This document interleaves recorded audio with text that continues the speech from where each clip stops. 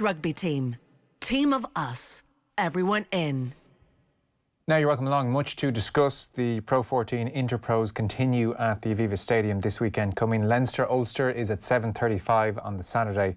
On the Sunday, Munster take on Connacht. And as things stand, Leinster, Ulster and Edinburgh all through to the semis, with Munster still best placed to take the last qualifying spot. To discuss, we have Liam Toland, who was on commentary with Ayr over the weekend, and Cian Tracey of the Irish Independent. Gents, you're both very welcome. Cian, we might start though with the breaking news from Ulster Rugby. Yeah, so Ulster have just confirmed that a group of their academy players have tested positive for COVID, which is a huge blow, obviously, coming 2 weeks after the Munster Academy player. They haven't said how many players, but they've said a number, which is quite concerning. Contract tracing is underway and one senior player is self-isolating. So it's not what you want a few days out from a game, and I suppose we'll have to wait and see what implications it will have for this weekend. I know when it happened in Munster, they were pretty sure that they had the virus under control, but the fact that it's a number of Ulster players now is quite concerning. That's the key point, isn't it? To what extent it's under control in Ulster? Does it put the game at the weekend in jeopardy? Liam, this was always going to be a precarious high-wire act for Irish rugby. Yeah, it is, and it doesn't just extend itself to the professional game. I know the club game is trying to work out the permutations of what happens if, and all the different knock-on effects. It's really worrying, because just like we had a wonderful weekend of rugby just gone by, and only a few short days later the future fixtures are brought into doubt because of this COVID world we're living in. So it's like it has a potential of kind of torrenting out of control, which would be terrible, particularly because we had such a great starting weekend. Is that just a statement that Ulster Rugby have released, Cian, in the last while, yeah? Yeah, it's literally just come out now in the last few minutes, Joe. So the provinces were all tested again this week, I think on Monday, as part of the IRFU's, testing programme. Obviously, they've only just got the results back today, so the news is only coming out in the last few minutes. So that's all we know. Like I said, they haven't stated how many cases, but it's another reminder of how precarious the whole situation is, because while, Ulster, Munster, Connacht and Leinster can control a certain amount within their own four walls, the players still have to go out in the public, and that's the concern. And it's interesting that it's a group of academy players again, but it's one senior player as well is caught up with it too. So yeah, it's not great. It's a sobering reminder, like Liam says, because it was such a cracking weekend and you kind of dared to be positive again, and this is another, I think, step back, And not to put you on the spot, at Munster there was a senior player as well who had to isolate, wasn't there? Yeah, so in Munster there was a senior player and 5 academy players who were identified as potential close contacts. So Ulster have said there's one senior player at potential close contact, and again they haven't given us an exact figure on how many players have tested positive, but training has been cancelled for both the senior and academy team. I think that's the protocols that are in place. It was the same for Munster, and that ended up being pretty costly for Munster, because they had to cancel a session that included a behind the closed doors game against each other, which was seen as big preparation leading into the Leinster game. So we'll have to wait and see how much of a disruption it will be for Ulster, but it's certainly not ideal. So Liam, top of my head thinking here, you're hoping that is the only senior player who's come into contact with those academy players with COVID, and he promptly tests negative and the senior team can get back training very, very quickly. The game goes ahead, and obviously we wish everybody a speedy recovery in the academy. That's kind of best case scenario here, and that is possible. It is, but I'm sure that there's each rugby club, which would include the provinces, would have a COVID director, whatever title they give them, and he's probably got a bunch of binders and files that he's frantically running through in terms of what exactly to do, because like certainly in my own experience there was a torrent of information knowledge coming down, and you're just waiting for that first time when you have to open up the file and say, listen, this is what we got to do. The more often it happens, the more comfortable we're becoming it, obviously. But you were kind of fingers crossed, hoping that it would just be that, let's get on with it now, let's get on with life. And it's a timely reminder. You just can't take that for granted. But you're right. Can you isolate the bubbles down to minimize, to save the fixture, essentially? And not just to save the fixture, but we saw with Munster, with the injuries that they had through the fixture itself, we wanted the integrity of the fixture to survive as well. So you're not putting out a third string side or a second string. You want to get the best players on the pitch, don't you? Absolutely. Cian, as I understand it, there's no hard, fast rule from an IRFU point of view when there is a positive case. It doesn't automatically mean a game is off. It seems like it's a judge each situation on its merits approach? Yeah, I suppose it's all new ground, isn't it, for everyone, really? I know in the Munster case, in the immediate aftermath, the word was that the IRFU were kind of adamant behind the scenes that it wasn't going to affect the Munster-Leinster game going ahead. Like I said, because it's more than one individual testing positive, it's hard to know if that will change their thinking. But yeah, it's just all up in the air at the moment. But I think the one thing I would say is that it was inevitable that we were going to have more cases. You know, it was impossible that you were going to go through rugby's return without getting these things. I think the clubs will have been prepared. Like, that's why they've cancelled training straight away. So there are protocols in place that Ulster have adhered to, just like Munster did. Okay. Well, that's the breaking news again this evening. If you're just tuning in, a number of Ulster Academy players have tested positive for COVID-19. One senior player has been identified as a potential close contact and is self-isolating. No word that that senior player has tested positive, just that they are a potential close contact of an academy player who has tested positive. We don't have a number on how many in the academy have tested positive. We've been told a number by the Ulster statement.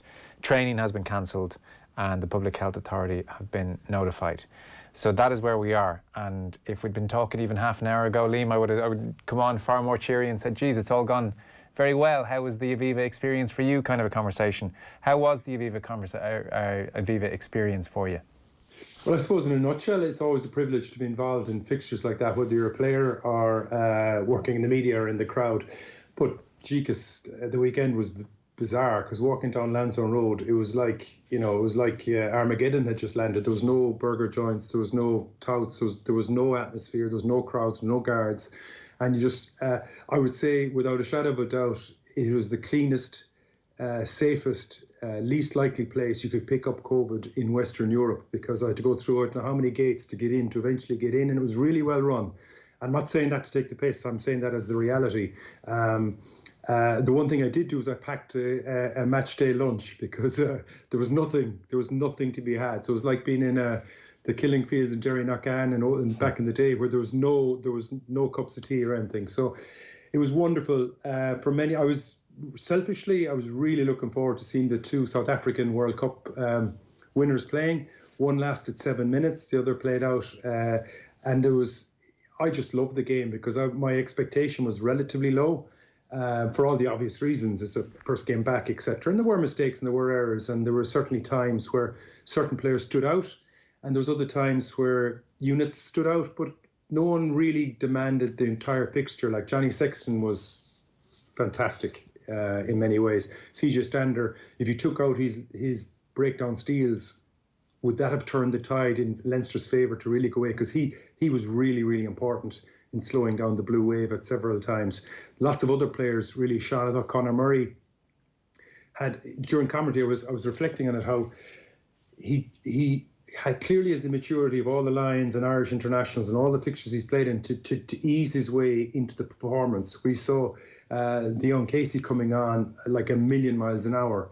But Conor Murray didn't overpressure us. I thought he played really, really well.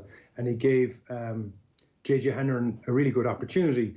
The questions for me around the 9, 10, 12, 13 from a Munster point of view remain fascinating, because I still think both sides that won at the weekend in Connacht and Leinster did so off less possession and less field position. So their use of the ball in both cases was easier. The outcome with less possession, less field position was easier. And I think there's lots of really interesting lessons around why that is the case.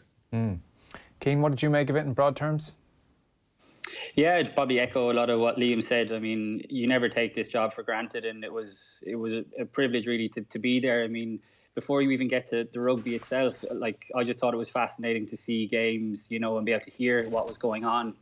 You got to hear who the vocal leaders were and things like that. I have to say as well, like, I mean, the protocols and health and safety to get in beforehand, during and after were really good. So, I mean, it would give you hope that, we've seen Murrayfield are due to welcome back crowds this week, I think it is. So it would give you hope that, when we do finally get in a position where you can get crowds, that it will be safe to do so. I was seriously impressed. And I think the rugby just on top of it over 2 days really capped it off. It was a cracking weekend. Liam, to pick up then, you made several very interesting points. So Sexton was very good. If we extend the conversation to the out-half conversation generally, Andy Farrell is going to be watching these games very closely in light of the Joey Carbery news. To what extent did JJ Hanrahan take the opportunity you said Conor Murray gave him, and also talk to us about Jack Garty, who Keith Wood, I know, on Monday thought was very good, and then Madigan and Billy Burns up in Ulster is another interesting scenario. So there's a lot going on with Irish 10s at the moment. There is, and there has to be, doesn't there, because of the world we're living in. Taking JJ Hanrahan, like, he's clearly an extraordinarily talented player. And I picked Chris Farrell as man of the match for a few reasons, which are worthy of looking into. But Chris Farrell, for me, when Munster were playing at their best, he was playing at his best. And when Munster dipped away, he dipped away now, which is creating that. There's a cause and effect to it. But when you superimpose that on JJ Hanrahan, when the speed of the recycled ball was quick, he was at his best. And I feel watching him, the less time he has to think about what's next option, the better he is. And some players are like that. You can see Sexton and Murray, they can think their way through the game. And there's huge advantages to that, because you won't always have a quick recycle. And Munster showed at the weekend that, maybe for 30% of their ball time, they had quick recycle.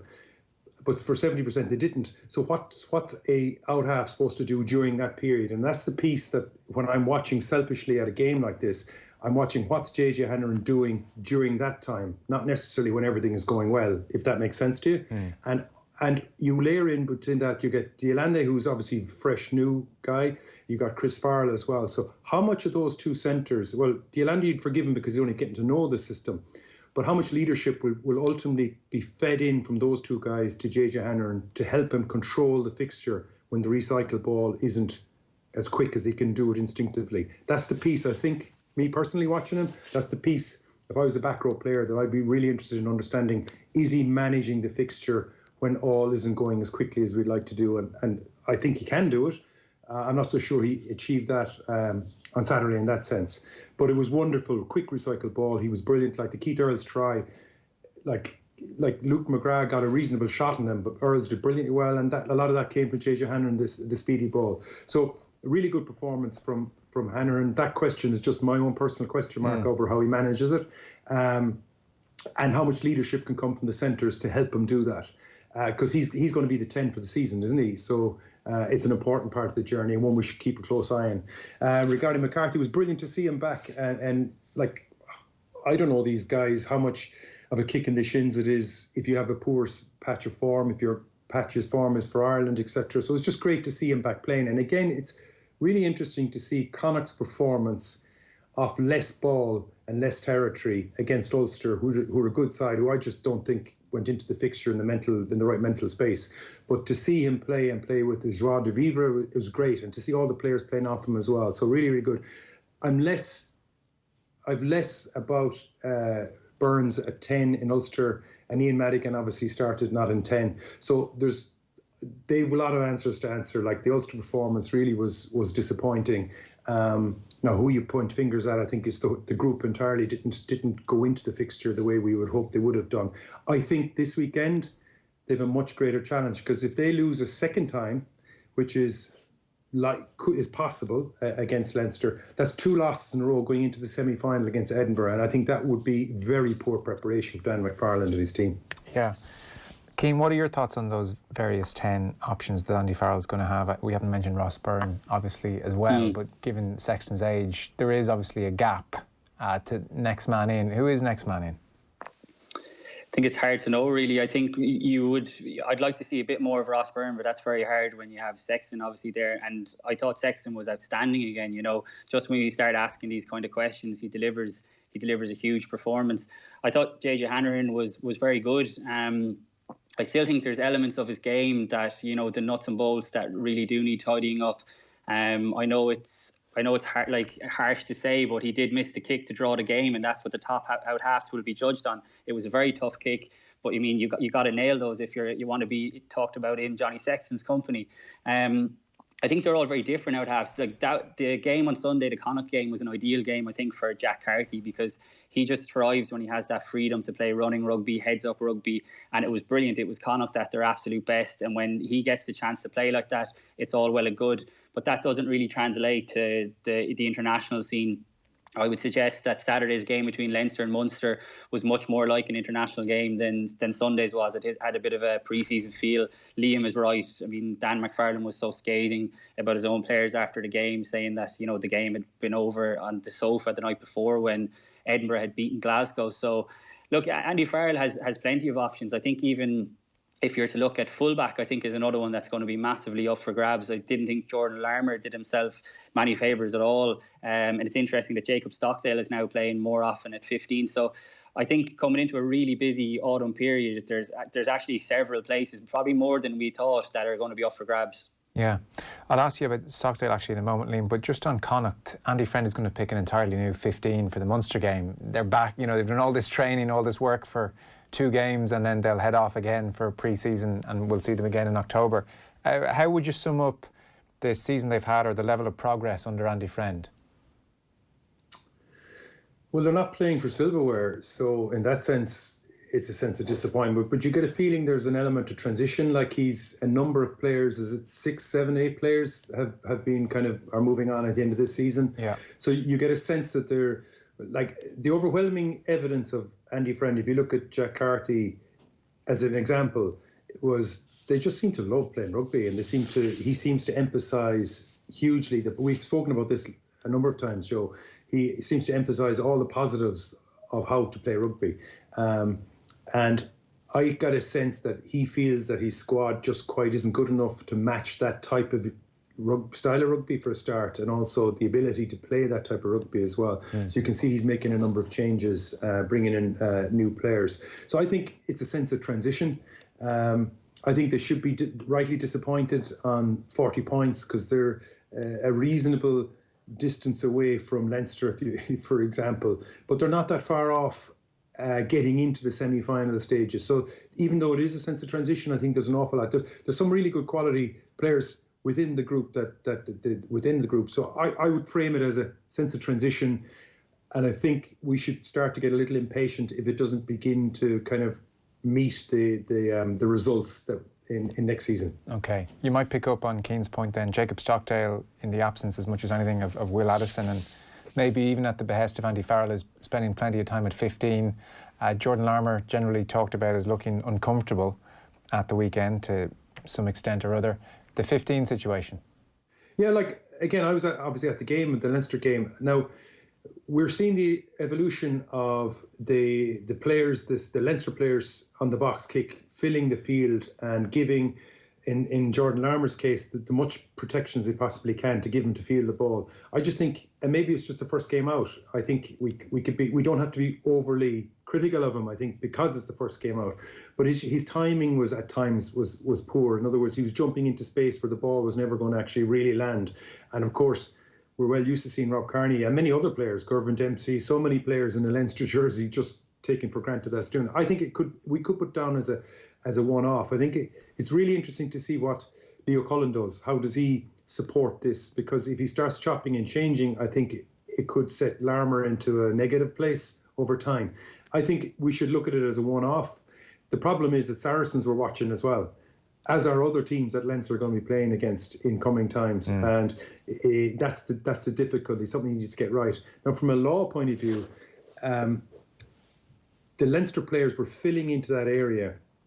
Had Larmour caught the ball, the way the referees are going to start refereeing that, they're going to start saying, well, you Leinster player, as the ball was in the air, you're fine, you didn't change your line. But now that Larmour's caught the ball, you could be pulled for obstruction. Right. So expect this weekend, if Larmour catches that ball and he's down on the deck, and the trigger giveaway is that the Leinster player, all the players, all the clubs are doing it, they'll put their hands up in the air and they'll indicate to the ball catcher, Larmour in this case, to run through, and they'll just block the oncoming defenders, the oncoming Ulster defenders. So expect that. So I would say I personally would give him a free pass, but because if you change him now, it could be a cruel blow to his confidence, etc. Yeah. Overall, in all those names, and I leave it, like Andrew Conway can play full back too. Like Andrew Conway, pound for pound, must be. Like Keith Earls is outrageous, but Andrew Conway is in his shadow in a sense, but he has more than earned the right to be in that conversation as well. And am I very old-fashioned to wonder, is he tall enough for full back? Yeah. Well, when you see him in the ground on Saturday at the weekend, like, he fights for it. Like, he was catching ball that taller, bigger men were jumping there, not getting. Like, he's hunger, and he just doesn't. He just won't go away. Like, you just can't get rid of him. Just leave me alone. Let me catch it myself. Why are you always in my face? Like, his competitive spirit in the air is phenomenal, and he is short, obviously, but I think he's well worthy of a conversation, definitely. Okay. And I certainly would be ashamed to see, when competition really hots up for the Irish slots, it'd be ashamed to see a player like Andrew Conway lose out, because I think he's more than earned the right to be in that conversation. No, it's true. His form is hard to ignore, and I know he's talked about improving in the air massively under Joe Schmidt in particular. And Keane, then, that is Stockdale. I mean, he's played a little bit at 15 underage for Ireland, as far as I know. What were you seeing? Yeah, so he was on the Ireland under-20s team, that really outstanding team when James Ryan was captain in 2016, the first Irish team to beat New Zealand when they got to the World Under-20s World Cup final. And he was really, really impressive. And I was sort of surprised that he didn't kind of kick on more and become fullback for Ulster. Saturday was, I think I was writing a piece in today's paper, was his third start at fullback, which is more than he's had since he's basically started his career with Ulster. So I think that's probably telling in itself. I think the one person I think is worth mentioning in the conversation is Will Addison, but unfortunately he just can't keep fit. He's someone I'm really impressed with every time I see. I think he brings a sense of calm. He brings others into play. I wouldn't be surprised if Andy Farrell is having a word in Dan McFarlane's ear either. Now, their hand is somewhat forced, like I said, with Addison, and Robert Balakoon is injured as well. But yeah, like, I think his positional play is an obvious one that's going to have to work on. Also, his distribution, if he's going to be playing full back, he's got to bring others into play, which I think is also something Jordan Larmour has to learn, because these guys, because they're so explosive and they're so fast and powerful, they tend to do a lot themselves. But I think it's important to bring the players in around you as well. But I thought there was a lot to like from Stockdale. Even the way he took his try, it might look simple, but he times his run by hitting that line really good. So I don't think there's any question as an attacking force that he's really good. It's just his defence in the wing has been called into question, and if that has been the case, which it has been, I think teams would target him full back as well. But we're still talking about, like Liam was talking about, Jordan Larmour there, like in Stockdale. They're such young guys. You think about, I think we've been treated so much to Rob Kearney being so safe at the back, and there has been calls to get more of an attacking spark, but I think we've got to be, get the right balance between calling for guys to, be running the ball from their own 22 and actually doing the nuts and bolts of full back play, which it probably went underappreciated, to be honest, by Kearney, by a lot of people for years. And we might even see him come back into the Leinster team now with his brother Dave's injury. So there's a lot for Andy Farrell to ponder. But I guess hopefully if the amount of games that we're talking about go ahead over autumn, he'll get plenty of chances to look at these guys. It's funny, you look back at 09 which culminated in the Lions tour, where he was just ridiculous in the air, Kearney. I mean, we quickly just chalked that up as a given and said, what have you done for me lately? And never really appreciated what we had. On the Snyman injury, which is obviously just horrific, dreadful, like you can't believe your luck if you're Johan van Graan right now. 6 months minimum, ACL. Are they going to bring someone else in, Keane? Or I think they were saying they were happy enough as they are. Yeah, I suppose it's first of all, it's absolutely horrendous. Like, I mean, you just have to really feel for the guy as well, and also for Johan van Graan, who's bent over backwards to get him in, and another key signing on the back of Joey Carberry being ruled out for the foreseeable future. But the injury is exacerbated by the fact that Jean Klein has also picked up a neck injury and is also going to be out for a long time. So that's a lot of South African beef you're missing in your second row there. So yeah, Stephen Larkin was talking today, and they are going to stick with what they have. But I mean, if another injury becomes to someone like a Billy Holland or a Ty Byrne, then you're in serious trouble. I think they do have, Thomas Ahern is obviously the name on everyone's lips, and everyone wants to see him getting a go. Hopefully we will see him getting a go. An under 20 stars, absolutely had such a brilliant year, hasn't played yet.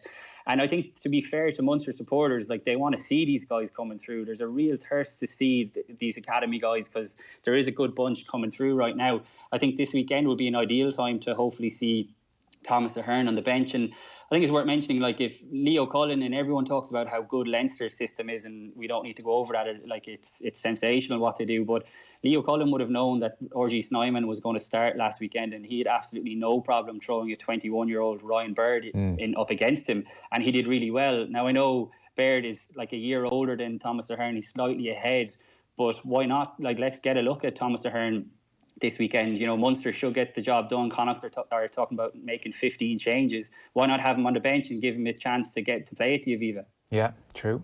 Liam, we've touched on kind of Connacht and Ulster, the bigger pictures. Ulster psychologically not in a great place, and for that game, and Connacht in this period of transition and hopefully progression. What about Leinster, Munster, big picture stuff? What did you see at the weekend? Well, I saw a fair about it, but I'd probably frame it in a way that it's how Connacht and Leinster can lay a trap was much better than how Munster and Ulster can lay a trap. And what I mean by that is, like, you look at De Allende, who his first kind of carry was from a standing start. He was double teamed by Cian Healy and I think Josh van der Fleer. There was no ground. But the first real set piece where he could have really carried, he was used as a decoy.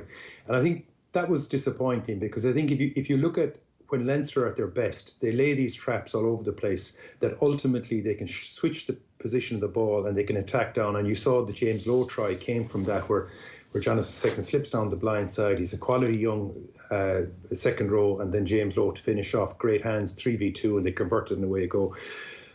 That's the piece that, like, if you look at CJ Stander, who I thought was phenomenal at the weekend, but one thing, if I was, saying what's the difference, he picked off the base and he obviously zoned in on Johnny Sexton. And Johnny Sexton, we've discussed a lot, is brave, etc. If CJ Stander could actually get Sexton to think he's going to run at him, but actually a couple of metres out, just subtly changes and targets a weaker shoulder and gives an offload, that's kind of creating a trap that everyone expects CJ Stander to run straight into Sexton. Everyone expects Sexton to stand up and try and hit him. But what would happen if Stander actually used that moment to do something different? Or if De Allende used that moment to do something different? And I think that's the key differences between Connacht, Leinster and the two other sides. They're constantly laying traps around shifting the ball. And like the New Zealand teams play very across the pitch. They're not massively in depth, whereas Munster a lot of times are in depth. They're taking the one-out carriers and they're coming out and taking next one-out carriers. So they're protecting the ball and they protect it very, very well. Whereas Leinster and Connacht are doing that. They're shifting the ball around an awful lot, and it is much more difficult to get your defence set, and particularly if there's a blind side, because you don't have the ability to kind of blitz on the blind side. So Leinster are constantly trying to create these mismatches, and they're happy and patient to get through to the fifth or sixth phase and then pull that trigger. And that's the piece that I'm really looking forward to seeing as Munster evolve under Larkham, etc. Can they start to do that a bit? And I would say that's probably it. Leinster, Connacht lay a trap, and the other two teams are still probably not doing so for a variety of reasons. Okay. A final word to you, and Cian, on that point. Munster working that bit harder for their tries than Leinster was the general feeling. Yeah, I definitely agree with that. I think there was a lot to like, though, about Munster's shape and what they were doing. You could see definitely more of what Stephen Larkham wants them to do. I was really impressed with Chris Farrell, obviously man of the match, but De Allende inside of him, I thought really freed him up to do more of what he wants to do. I think if there was one thing that kind of summed up the difference between the two teams was the Gary Ringrose try. I think Munster still have a habit of going route one, kind of like what Liam touched on there. Whereas, Robbie Henshaw gets the ball and you're almost expecting him to truck it up the middle, and then he puts in this lovely kick. And we've seen how kicking has become almost reinvented in the last couple of years. You look at England, the amount of kicking options with Elliot Daly, Owen Farrell, George Ford that they've got in their backline. Saracens do the same, New Zealand do the same, the Crusaders. And, Leinster obviously spent a bit of time talking to the Crusaders over lockdown, kind of picking their brain in terms of, the coaches picking each other's brains. And I believe the kicking was one of the big things that they focused on. And we're starting to see that more and more now because Gary Ringrose is a really good kicker, Jordan Larmour is. And I think they're the kind of subtle nuances that Munster are going to need to introduce to their attack to break down defences like Leinster, because Munster had to work a lot harder, like you said. And when they're coming up against the tougher defences, you're going to need something a little bit different, because I still feel like Leinster were in second gear in that game, whereas Munster were working much, much harder. Okay, well, we'll see how they get on against Connacht Sunday at 3 o'clock. And hopefully we do have Leinster-Ulster 7:35 on Saturday evening. Liam, I'm sure you're back in the commentary booth. Thanks very much. Cian Tracey of the Irish Independent. Thanks, fellas. Thank you. Cheers, Joe. Rugby on Off the Ball. With Vodafone, official sponsors of the Irish rugby team. Team of us, everyone in. The Pat Kenny Show. Sell crazy someplace else. We're all stocked up here. The sound of Jack Nicholson in the 1997 comedy As Good As It Gets. To tell us all about what went on behind the scenes, television producer with Mind the Gap